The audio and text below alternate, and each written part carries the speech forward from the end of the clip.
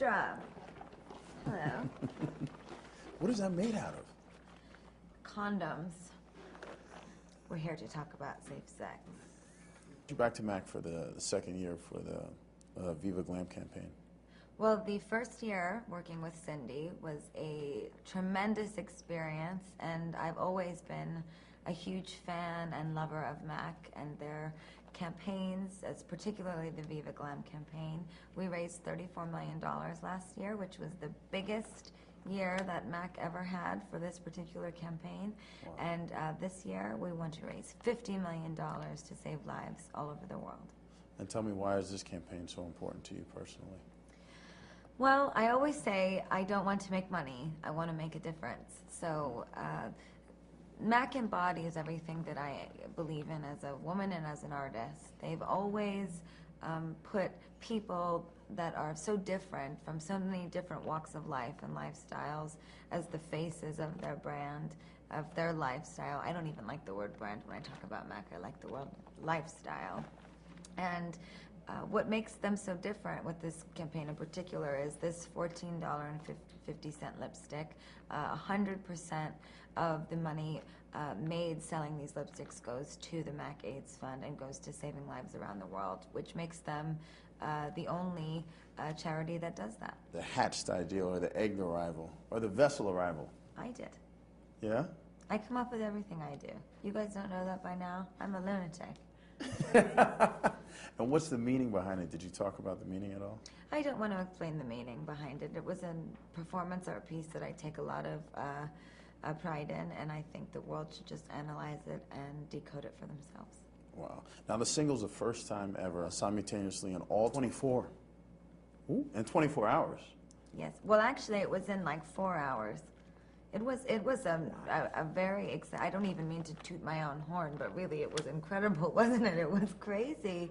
Wow. I'm so humbled and grateful, and I knew it was going to be this song. Because there's a lot of great songs on this album, but that song, I said, something's going to happen, and I know that this is going to, like, really set off some sort of explosion all around the world, and it did.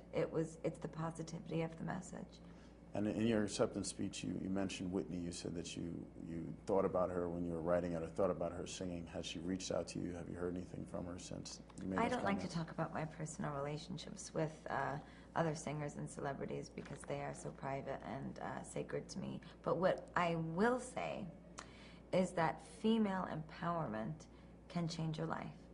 And that's why I every day am now sort of recognizing my position as a role model, whether I like it or not, to young people. And I want to set a great example. I want to be an empowering force and transition now into a place of positivity and light and joy. And with the MAC AIDS Fund, the discussion of safe sex and the discussion of protecting yourself and the discussion of AIDS and HIV, it's this kind of not so mainstream thing. It's this sort of taboo thing.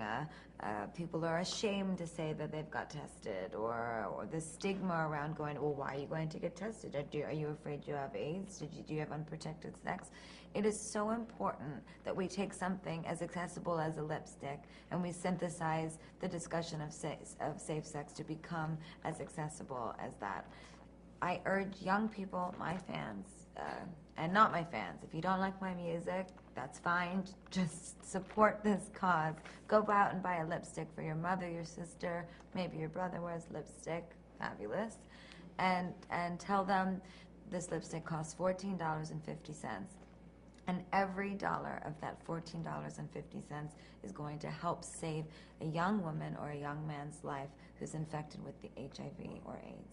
Well, Nick Knight, who is an amazing photographer and a very good friend of mine, he shot this campaign. Actually, he also shot the Born This Way video in collaboration with me. He's an amazing, amazing human being and person and photographer.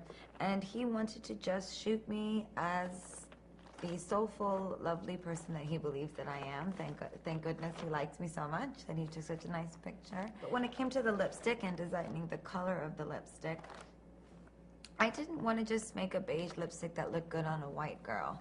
because that's kind of what beige lipstick is. It's sort of this white girl lipstick. And I didn't want to make that lipstick. I wanted to make something that would look beautiful on all walks of life, any kind of woman, any kind of man. And it's a very fashionable color. It's a little bit warmer than usual sort of taupe beigey tones. So I'm very proud of it, and I hope that all of the makeup lovers out there love it enough to buy it and to support people all over the world who are in need. You know, whether you realize it or not, since 1985, the number of women that have been infected with AIDS over the year has tripled. It is 100% preventable, but it is 0% curable. It is something that is not going away, and the more that we can support this cause, the more that we can spread awareness about HIV and AIDS, the better.